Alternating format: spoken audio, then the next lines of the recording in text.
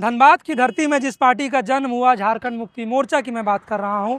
यहाँ के विनोद बाबू सहित बड़े नेताओं ने जिस पार्टी को धीरे धीरे एक पौधे की तरह सींचा, बढ़ाया, इस काबिल बनाया कि इस राज्य में वो एक ऐसे मुकाम पर पहुँचे जहाँ से सत्ता के जो चीज़ें होती हैं वो छोटी लगे। लेकिन आज की जो स्थिति है इस ज़िले को लेकर के वो इतनी दयनीय हो गई है।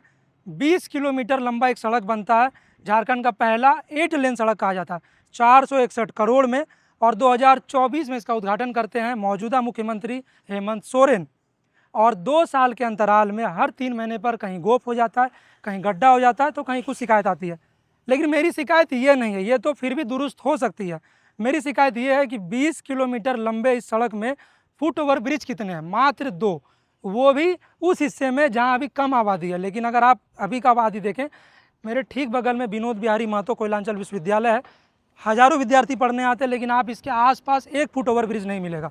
आपको क्या मिलेगा? साज जिसे कहते हैं, उनके तरफ से ये जुगाड़ मिलेगा। ये जुगाड़ जो एक तो बाधा डालने का काम करे, जबकि उनको फुट ओवर ब्रिज बनाना चाहिए, लेकिन उसकी जगह इसको घेरने का काम करेंगे। यहाँ से 200-300 मीटर की दूरी पर धनबाद पब्लिक स्कूल है, वहाँ भी कई हज़ारों बच्चे पढ़ने आते हैं, उसको भी घेरने का काम करते हैं ये।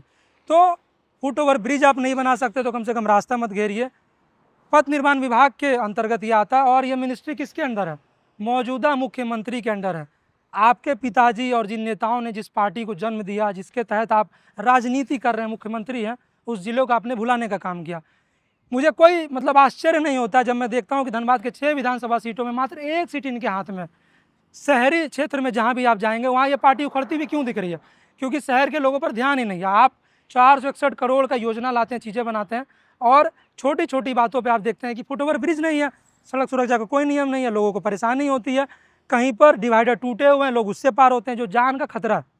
स्ट्रीट लाइट की भी स्थिति खराब है, लेकिन उस ओर भी कोई ध्यान नहीं दिया जा रहा।